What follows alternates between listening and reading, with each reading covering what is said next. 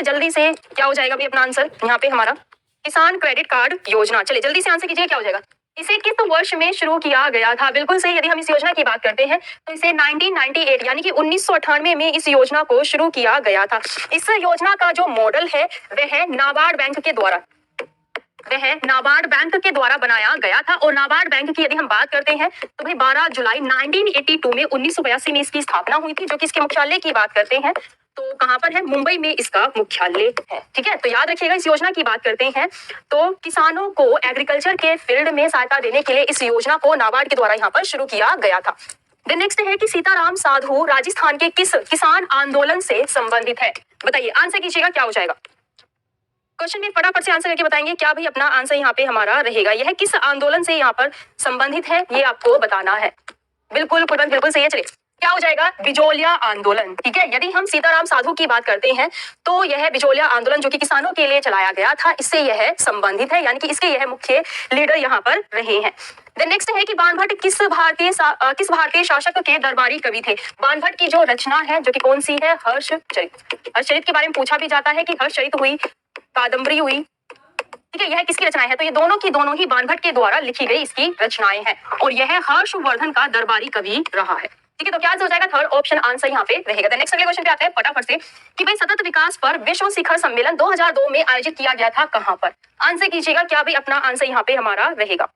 यह कहां पर आयोजित किया गया था? सतत विकास की बात करते हैं तो विश्व शिखर सम्मेलन जो कि 2002 में यह किया गया था, यह दक्षिण अफ्रीका में किया गया था जहां पर कि सतत विकास को लेकर के इसकी रूपरेखा को बनाया गया था। जिसके फलस्वरूप यदि हम वर्तमान समय में बात करते हैं तो सस्टेनेबल डेवलपमेंट गोल जो कि कितने निर्धारित किए हुए हैं? 17 गोल निर्धारित किए हुए हैं और इन्हें अचीव करने का जो लक्ष्य है वह कब का बनाया हुआ है? 2030 तक का इन्हें अचीव करने का लक्ष्य बनाया हुआ है। याद रखना क्या हो जाएगा कि भाई 2002 में सतत विकास सम्मेलन जो कि हुआ था यह साउथ अफ्रीका में हुआ था। ठीक है, नेक्स्ट क्वेश्चन का आंसर करना कि निम्नलिखित को मिलाइए।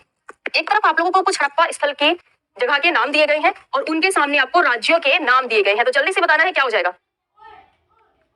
अच्छा एल्विस सिंह, चलिए तो 3 महीने से कहाँ थे? चलिए जल्दी से क्वेश्चन में आंसर करके बताएंगे फटाफट से भी क्या अपना आंसर हमारा यहाँ पे रहेगा। चलिए बताएंगे कालीबंगा की बात करते हैं, मोहनजोदड़ो, रंगपुर, बनवाली, यह कहां पर स्थल है? आंसर करके बताएंगे फटाफट से।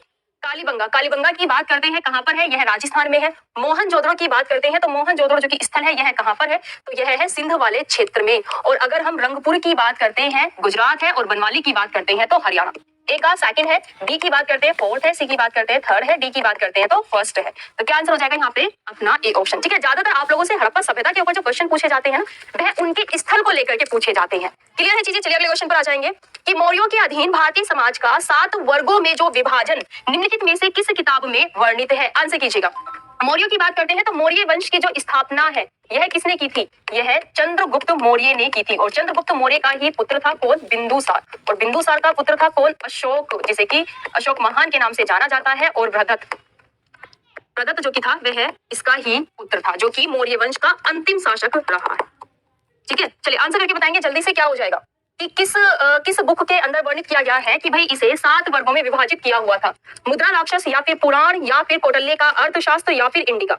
चलिए क्वेश्चन में आंसर बताएंगे क्या हो जाएगा। इंडिका, बिल्कुल सही। और इंडिका की रचना किसने की थी? इंडिका की जो की रचना है वह मेगास्थनीज ने की थी। ठीक है, जो कि चंद्रगुप्त मौर्य के दरबार में आया था। इसे सेल्यूलस जो कि मतलब कि पहले इनके बीच में वॉर हुआ था जिसके स्वरूप वह चंद्रगुप्त मौर्य का मित्र बन गया था और उसने अपने दूत को भेजा था मेगास्थनीज को चंद्रगुप्त मौर्य के दरबार में।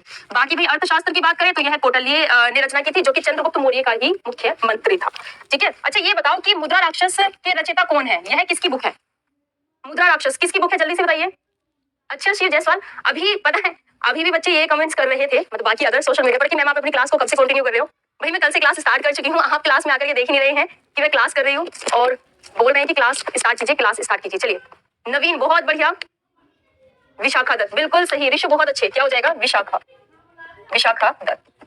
ठीक है, और आपका जो एमटीएस का एग्जाम है ना भाई, एमटीएस में ऐसा हो ही नहीं सकता कि सॉरी। चलिए आंसर करके बताइए क्या हो जाएगा।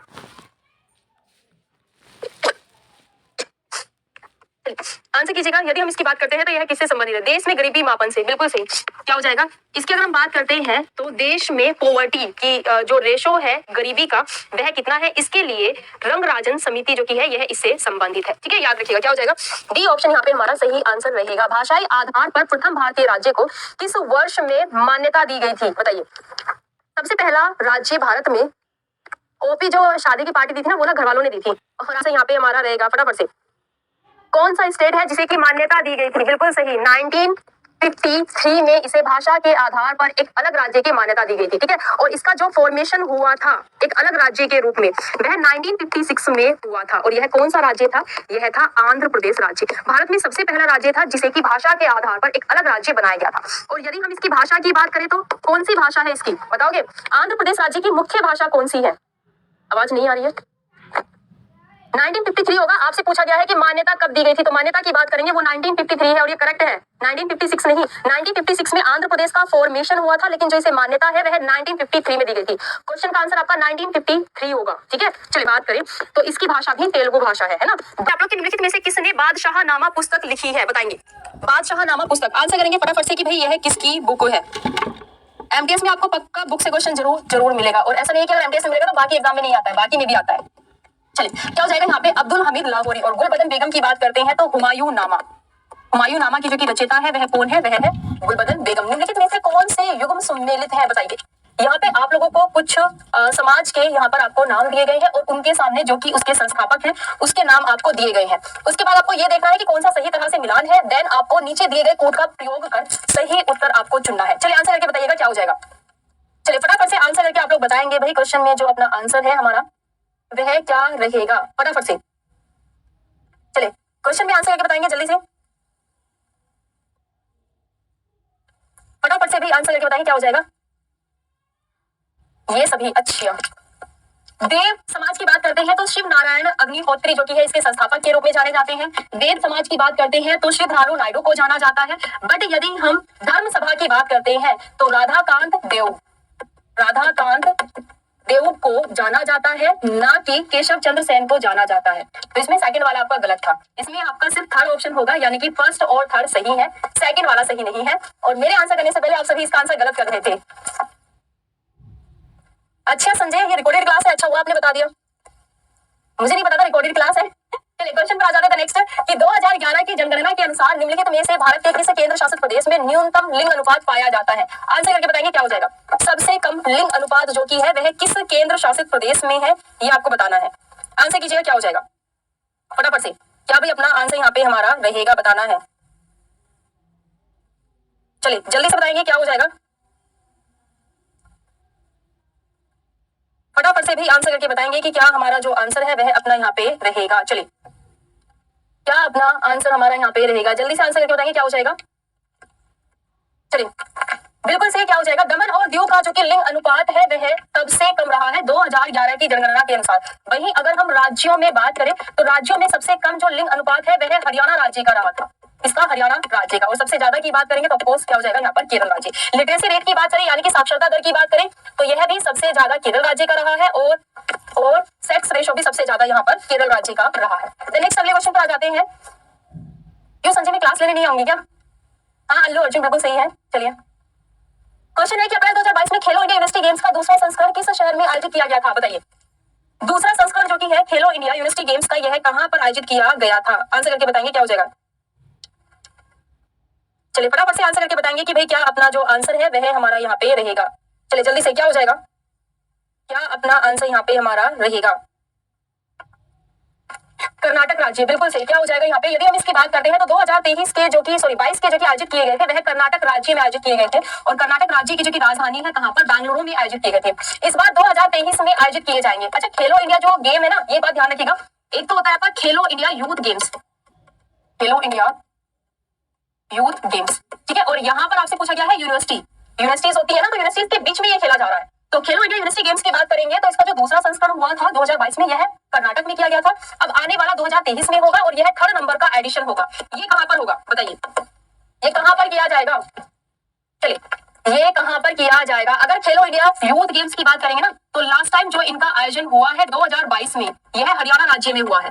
ठीक है, याद रखना कहां पर हुआ था, हरियाणा राज्य में, यूथ गेम्स का 2022 वाला। ये बताइए मुझे कि अब आने वाला कहां पर होगा, यूपी में, बिल्कुल सही, उत्तर प्रदेश राज्य में आयोजित किया जाएगा। नेक्स्ट है हमारा जो जम्मू कश्मीर बता रहे हैं ना, तो जम्मू कश्मीर में 2023 में जो खेलो इंडिया विंटर गेम्स है ना, खेलो इंडिया विंटर गेम्स, ये होंगे आपके जम्मू कश्मीर में, विंटर गेम्स। ठीक है, जो विंटर गेम्स है वो जम्मू कश्मीर में होंगे, लेकिन जो खेलो इंडिया यूनिवर्सिटी गेम्स है वो आपके उत्तर प्रदेश में होंगे। चलिए नेक्स्ट है कि निम्नलिखित कथनों पर विचार कीजिए। आपको दोनों कथनों पर विचार करना है और बताना है कि आंसर जो की है वह हमारा यहाँ पर क्या अपना रहेगा, फटाफट से। चलिए जी बिल्कुल शुभम, बिल्कुल आप कंटिन्यू कीजिएगा क्लास को, क्लास को भी सभी बच्चे लाइक कर दीजिएगा। देखो बिहार में सबसे ज्यादा स्वर्ण का भंडार है, ठीक है। देन नेक्स्ट है कि कर्नाटक स्वर्ण का प्रमुख उत्पादक है। एक बात देखिएगा, एक होता है स्टॉक की बात आ जाती है, स्टॉक की सबसे ज्यादा स्टॉक किसके पास है, जैसे कि आप है, आपके पास में पैसे जो है, पैसे छोड़िए, चलिए कुछ खाने की चीज ले लेते हैं, चॉकलेट्स का ले लीजिए, कि आपके पास चॉकलेट्स का स्टॉक तो बहुत ज्यादा है, आपने बिल्कुल एकदम बड़े बड़े होल भरे हुए हैं, लेकिन आप ना बेच नहीं रहे हैं, बेच बस कि दिन में 10 चॉकलेट बस मुझे बेचनी है, ठीक है, ऐसे बेच रहे हैं। लेकिन एक व्यक्ति ऐसा है कि स्टॉक भले ही उसके पास कम है, लेकिन वह फिर भी दिन में 20 चॉकलेट बेच रहा है, तो वो आपसे ज्यादा प्रोड्यूस कर रहा है, ठीक है। तो सोने की अगर हम बात करते हैं तो कर्नाटक इसमें प्रमुख उत्पादक है, लेकिन बिहार राज्य जो की है, भारत में वैसे तो बहुत कम ही गोल्ड है, बहुत कम ही उत्पादन होता है गोल्ड का, तो भारत में सबसे ज्यादा भंडार है इसके बिहार राज्य में, ठीक है। तो यहाँ पर क्या हो जाएगा कि ये दोनों ही ऑप्शन आपको सही दिए गए, क्या आंसर हो जाएगा, थर्ड ऑप्शन सही आंसर। भारत में तांबे का सर्वाधिक उत्पादन करने वाला राज्य कौन सा है, बताइए। बाजीगर सोनू, अगले क्लासेस जी, बैच में रेगुलर क्लास आपकी रहेगी, एप्लीकेशन पर सभी ना टाइम सेट सा नहीं हो पा रहा थोड़ा सा, थैंक यू फिजल, आप पढ़ाई कीजिए। चलिए क्लास को लाइक कर देना सभी। अब चॉकलेट का स्टॉक तो खत्म हो गया, गोल्ड का स्टॉक भी बहुत कम है ना, तो चॉकलेट का स्टॉक फिलहाल खत्म हो गया। चलिए क्वेश्चन है कि भारत में तांबे का सर्वाधिक उत्पादन करने वाला जो राज्य है, आपको बताना है कि वह कौन सा है, सर्वाधिक तांबे का उत्पादन करने वाला राज्य कौन सा है। अच्छा अब यहाँ पे जरा देखिएगा, अगर आपसे बात की जाए भंडार, सबसे ज्यादा भंडार कहां पर है और सबसे ज्यादा उत्पादन कौन सा राज्य कर रहा है, तो जैसे ही भंडार की बात आएगी आप कहेंगे कि राजस्थान में सबसे ज्यादा भंडार है कॉपर का, ठीक है, क्लियर। और अगर उत्पादन की बात करेंगे तो आप कहेंगे कि मध्य प्रदेश है, कौन सा है, मध्य प्रदेश। अगर आपसे पूछा जाए कि सबसे ज्यादा तांबे का उत्पादन करने वाली खान यानी कि माइन कौन सी है, तो तब आप कहेंगे खेतड़ी। कौन सी है, खेतड़ी है, जो कि कहां पर है, राजस्थान में, कहां पर है, राजस्थान में है। तो यहाँ पर जो क्वेश्चन का आंसर था वह आपका थर्ड ऑप्शन था, ठीक है, क्लियर है, चीजें समझ में आ गई आपका, बिल्कुल सही। हाँ, और अगर मैं वर्ल्ड में बात करूं तो भाई बताओगे आप लोग, यदि मैं वर्ल्ड में बात करूं तो सबसे ज्यादा जो लार्जेस्ट प्रोड्यूसर है वो कौन सा देश है, वो आपको बताना है। शिवानी बिल्कुल सही है, ठीक है, याद रखना भंडार की बात करेंगे यानी कि रिजर्व की बात करेंगे, सबसे ज्यादा रिजर्व किसके पास है, राजस्थान के पास। उत्पादन कौन कर रहा है, प्रोड्यूसर कौन है, मध्य प्रदेश है। यदि माइन की बात करेंगे सबसे ज्यादा प्रोड्यूस करने वाली तो कौन सी है, खेतड़ी है, ठीक है। और अगर हम वर्ल्ड में बात करें तो क्या हो जाएगा, चाइना नहीं है, चिली देश है, चाइना नहीं चिली देश है, जो कि साउथ अमेरिका महाद्वीप का देश है, चिली देश, ठीक है। चलिए क्वेश्चन है कि अखिल भारतीय हरिजन सेवक संघ की स्थापना निम्नलिखित में से किस वर्ष में हुई थी, किसने की थी और कहाँ हुई थी, और भाई कहाँ हुई थी। चलिए फटाफट से आंसर करके बताएंगे कि कहां पर इसकी स्थापना हुई थी और किसने इसकी स्थापना की थी, आंसर कीजिएगा। बल्कि ये जो हरिजन शब्द है, हरिजन जो कि शब्द है यह किसने दिया था, चलिए जल्दी से आंसर करके बताइए क्या हो जाएगा। हरिजन जो कि शब्द है यह गांधी जी ने ही दिया था, गांधी जी ने ही दिया था, और इसकी जो स्थापना है वह भी महात्मा गांधी जी ने ही की थी, जो कि 1932 में उन्होंने इसकी स्थापना की थी। और कहाँ की थी बताएंगे, 1932 में जो इसकी स्थापना की थी, कहाँ की थी, इसका जो मुख्यालय है बना हुआ है वह कहाँ पर, न्यू दिल्ली में, ठीक है, याद रखिएगा। क्या हो जाएगा, यहाँ पर बहुत बार पूछा जाता है, ये ईयर्स याद रखना। क्वेश्चन है नेक्स्ट हमारा कि अभ्यास धर्म रक्षक 2022 निम्नलिखित में से किसके बीच में आयोजित किया गया, आंसर करेंगे। यह एक एक्सरसाइज है जिसका नाम है धर्म रक्षक एक्सरसाइज। आपको बताना है कि लास्ट टाइम जो यह एक्सरसाइज की गई है वह 2022 में की गई है। आपको बताना है कि भाई यह जो एक्सरसाइज है वह किन देशों के बीच में यहाँ पर आयोजित की गई है। चलिए आंसर करके बताएंगे क्या हो जाएगा। चलिए क्या आंसर हमारा रहेगा, बिल्कुल सही, यह भारत और जापान के बीच में यहाँ पर आयोजित की गई है। वहीं अगर हम भारत और श्रीलंका की बात करते हैं तो एक तो मित्र शक्ति इनके बीच में आयोजित की जाती है, ठीक है। इसके साथ ही सिल्क नेक्स्ट अभ्यास जो की है वह भी इन दोनों ही देशों के बीच में आयोजित की जाती है, ठीक है। और अगर हम बात करें कि भारत और मालदीव के बीच में कौन सी अभ्यास की जाती है, तो बताओ जरा, भारत और मालदीव के बीच में कौन सी एक्सरसाइज यहाँ पर की जाती है, आंसर करके बताओ कौन सी एक्सरसाइज जो की जाती है, एक्वेरिन, बिल्कुल सही, क्या हो जाएगा, एक्वेरिन अभ्यास की बात करते हैं तो यह भारत और मालदीव देश के बीच में आयोजित की जाती है। लास्ट टाइम जो इसका एडिशन है वह 2021 में हुआ है, और 2021 में जो इसका एडिशन हुआ था वह 11वें नंबर का एडिशन इसका किया गया था। अब आप लोग जरा मुझे ये बताइए कि भारत और अमेरिका के बीच में कौन सी अभ्यास आयोजित की जाती है। चलिए राहुल, हाँ साइंस के भी क्वेश्चंस करेंगे, ऑफ कोर्स इंक्लूड करेंगे, क्यों नहीं करेंगे। अभी जो मैंने आपसे पूछा ना इस क्वेश्चन का जरा आप लोग आंसर करके बताओ क्या हो जाएगा। नितिन बहुत बढ़िया, चलिए निहारिती है, उसमें से कुछ एक्सरसाइज के नाम बताइए आप लोग, कौन सी अभ्यास हैं जो कि भारत और अमेरिका के बीच में की जाती है। चलिए जो भी आपको याद आ रही हैं उन अभ्यास का नाम बताइए आप लोग मुझे, कौन कौन सी एक्सरसाइज है। चलिए गरुड़ वरुड़ नहीं है विशाल, वो फ्रांस के साथ में होती है, भारत और फ्रांस के साथ में वह अभ्यास होती है। चलिए जल्दी से, युद्ध अभ्यास बिल्कुल सही, ऋषु गलत है, डिस्ट्रिक्ट नहीं है, टाइगर ट्रम्प बिल्कुल सही, क्या हो जाएगा। इनकी अगर हम बात करते हैं तो एक तो आपका युद्ध अभ्यास है और एक है टाइगर ट्रम्प, टाइगर ट्रम्प, ठीक है क्या हो जाएगा टाइगर ट्रम्प। ठीक है याद रखिएगा इनके बारे में सबसे ज्यादा जो कि है यह आपकी जो अभ्यास है ना युद्ध अभ्यास, इसके बारे में सबसे ज्यादा आप लोगों से पूछा जाता है। और साथ ही एक मालाबार के बारे में भी याद रखना, मालाबार, मालाबार में वैसे अब 4 देश मिलकर के करते हैं मालाबार अभ्यास को, लेकिन जो ये शुरुआत से होती थी ना मालाबार एक्सरसाइज, यह है भारत और अमेरिका के बीच में होती थी 1992 से। उसके बाद में फिर जापान ने इसे ज्वाइन कर लिया, देन ऑस्ट्रेलिया ने इसे ज्वाइन कर लिया, तो प्रेजेंट टाइम में यह 4 देशों में होती है, अमेरिका, भारत और जापान और ऑस्ट्रेलिया, 4 देशों में। ठीक है चलिए अगले क्वेश्चन पर आ जाते हैं हम लोग कि भाई दर्पण परियोजना किससे संबंधित है, आंसर कीजिएगा क्या हो जाएगा। दर्पण परियोजना की बात करते हैं तो यह किससे संबंधित है, चलिए आंसर करके बताएंगे क्या हो जाएगा। दर्पण परियोजना मैम जी बिल्कुल अरुण, अपनी जो क्लास है ना डेली क्लास 10 बजे रहेगी, आज वैसे मैं थोड़ा सा आने सशक्तिकरण से संबंधित है, ग्रामीण जल सिंचाई से या ग्रामीण डाक विभाग से या ग्रामीण स्वास्थ्य से। चलिए और पीडीएफ के लिए मैंने पीडीएफ आपको दे दी है, पीडीएफ जो है आप लोगों को योजना को जो कि शुरू किया गया है वह शुरू किया गया है फाइनेंशियल इंक्लूजन के लिए, ताकि जो गांव में पोस्टल डिपार्टमेंट है उन्हें जो मतलब फिलहाल की नई नई टेक्नोलॉजीज हैं उनके बारे में उनको अवगत कराया जा सके, उन्हें ट्रेन कराया जा सके, जिससे कि वह कम समय को कम करते हुए अच्छे तरीके से और जल्दी से चीजों को कर पाए, तो इससे यह संबंधित है। ठीक है याद रखिएगा क्या हो जाएगा यहाँ पे, थर्ड ऑप्शन जो कि है यह अपना सही आंसर हमारा यहाँ पे रहेगा। भारत में जलोढ़ मिट्टी आमतौर पर किससे समृद्ध होती है बताइए, चूने से, नाइट्रोजन से, फास्फोरस से या फिर ह्यूमस से। हाँ बिल्कुल कृष्णा बिल्कुल, मैंने तो बिल्कुल सही कहा, मैंने बुलाया नहीं था, मैंने तो मना कर दिया था आने के लिए, है ना। मैंने थोड़ी ना लास्ट टाइम क्लास में यानी कि चूने से समृद्ध होती है, और भारत में सबसे ज्यादा जो फर्स्ट नंबर पर सबसे ज्यादा सॉइल पाई जाती है वह जलोढ़ मिट्टी ही पाई जाती है फर्स्ट नंबर पर। अच्छा जो जलोढ़ मिट्टी होती है वह 2 टाइप की होती है, एक तो होती है खादर और एक होती है बांगर। आप जरा मुझे ये बताइए कि इन दोनों में से कौन सी नई मिट्टी होती है और कौन सी पुरानी मिट्टी होती है। चलिए वो तो आ रही है आप लोगों को, संजय पढ़ाई कर लो। हाँ मेरी सासू माँ ने मना नहीं किया है कि पढ़ाना नहीं है, उन्होंने कहा है कि पढ़ाई अच्छी बात है, आप भी करो और पढ़ाओ भी, तो ऐसा नहीं है कि मेरी ससुराल में मुझे मना कर दिया गया कि आप पढ़ाना नहीं है। संजय का तो बिल्कुल ऐसा चल रहा है कि कैसे लाओगे, जल्दी से बताओ चलो मुझे नई कौन सी है पुरानी कौन सी है। खादर बिल्कुल सही, बागर की बात करते हैं ओल्ड और खादर की बात करते हैं तो न्यू। चलिए अगले क्वेश्चन पर आते हैं नेक्स्ट, कि निम्नलिखित में से कौन एशिया की सबसे बड़ी खारे पानी की झील है बताइए। गोविंदा लास्ट में पूछेगा, पहले पढ़ाई करते हैं, आज वैसे ही क्लास लेट हो गई है अपनी।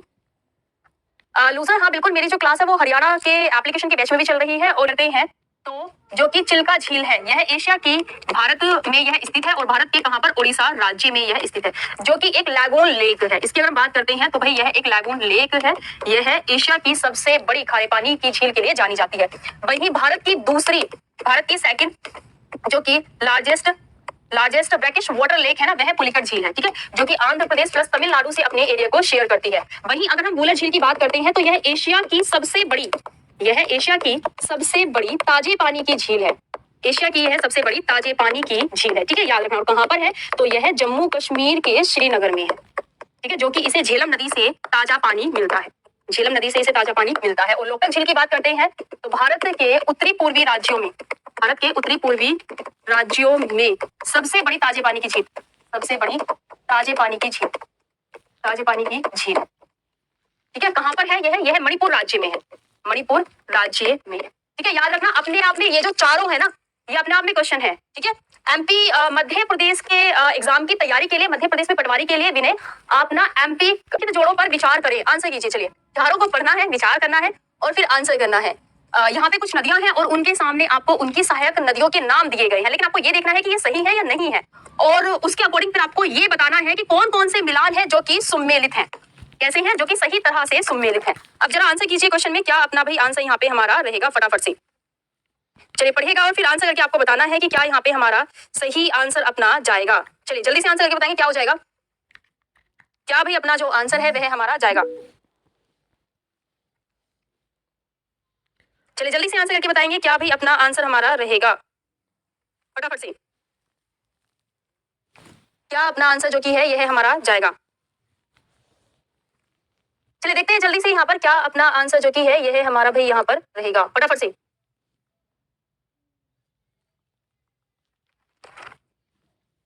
चलिए देखते हैं जरा यहाँ पे पहला तीसरा पहला तीसरा पहला तीसरा। चलिए देखिएगा जरा, यदि मैं भुंजा की बात करती हूँ तो यह सिंधु नदी की सहायक नदी है, बिल्कुल सही है, ये इन्होंने बिल्कुल सही दिया हुआ है। उसके बाद बात करते हैं हम लोग किसके बारे में, अपनी कोयना नदी। कोयना नदी की बात करते हैं तो यह गंगा नदी की सहायक नदी नहीं है, बल्कि यह कृष्णा नदी की सहायक नदी है, तो ये वाला इन्होंने हमें गलत दिया हुआ है। धनसिरी की बात करते हैं, ये ब्रह्मपुत्र की सहायक नदी है। लेकिन यदि हम महानंदा की बात करते हैं, महानंदा महानंदा जो कि नदी है यह है कृष्णा नदी नहीं, बल्कि यह उत्तरी ओर, भारत के जो उत्तरी पूर्वी राज्य है ना वहां की ओर यह बहती है, जैसे कि आपका पश्चिम बंगाल बांग्लादेश वाला यह एरिया हो गया। तो क्या हो जाएगा कि यह भी आपका गलत है। तो यहाँ पे आप लोगों को पहला और तीसरा बिल्कुल सही दिया गया था, लेकिन जो फोर्थ ऑप्शन है ना वह आपको सही नहीं दिया गया था। ठीक है, हाँ बिल्कुल, सीएचएसएल के लिए भी काफी यूजफुल आपको रहेगा।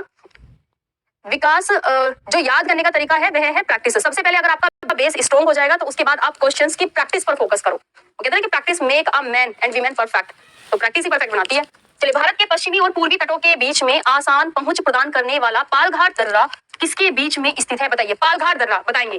जनरली कभी कभी आपसे यही पूछ लिया जाता है ना कि पालघाट दर्रा जो कि है वह किन के बीच में है, तो यह किन के बीच में है। भारत के सबसे दक्षिणतम जो कि दर्रा है वह कौन सा है, वह है पालघाट दर्रा है। ठीक है, याद रखिएगा। तो यहाँ पर अगर हम बात करते हैं कि भाई यह नीलगिरी और अन्नामलाई पहाड़ियों के मध्य पड़ता है, और अगर आपसे राज्यों के नाम पूछे जाए कभी तो आंसर करना केरल राज्य एंड तमिलनाडु राज्य के मध्य यह पड़ता है पालघाट दर्रा। ठीक है, क्या हो जाएगा यहाँ पे आपका सेकंड ऑप्शन हमारा सही आंसर रहेगा। इस योजना को राम और मनमोहन योजना के नाम से भी जाना जाता है, बताएंगे। आंसर कीजिएगा। खुशी ये कि किसको बोल रहे हो आप, चलिए जल्दी से आंसर करके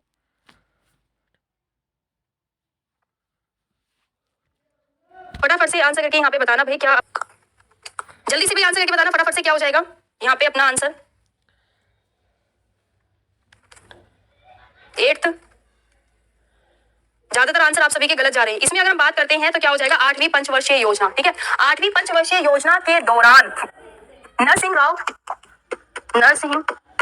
नरसिंह राव की मंजूरी में, जो कि उस समय हमारे वित्त मंत्री थे मनमोहन सिंह, यह भारत के आर्थिक सुधार के लिए, कल भी मैंने क्वेश्चन कराया था ना कि कौन सा निम्न में से आर्थिक सुधारों से संबंधित नहीं है, और तब मैंने आप लोगों को कल एलपीजी मॉडल के बारे में बताया था, एलपीजी मॉडल के बारे में कल बताया था ना। तो ये जो एलपीजी मॉडल है यानी कि लिबरलाइजेशन, प्राइवेटाइजेशन, ग्लोबलाइजेशन, यह जो मॉडल है यह 8वीं पंचवर्षीय योजना के दौरान लाया गया था, इसीलिए 8वीं पंचवर्षीय योजना को राव और मनमोहन योजना के नाम से भी जाना जाता है। ठीक है, तो क्या आंसर होगा अपना यहाँ पर ए, जो पहला ऑप्शन यहाँ पे दिया गया ना यह अपना सही आंसर होगा। चलिए अगले क्वेश्चन पर आ जाते हैं कि निम्नलिखित में से कौन सा समुद्र उच्च लवणता के लिए जाना जाता है, बताइए। उच्च लवण से क्या हो जाएगा, चलिए जल्दी से आंसर करके बताइए क्या हो जाएगा।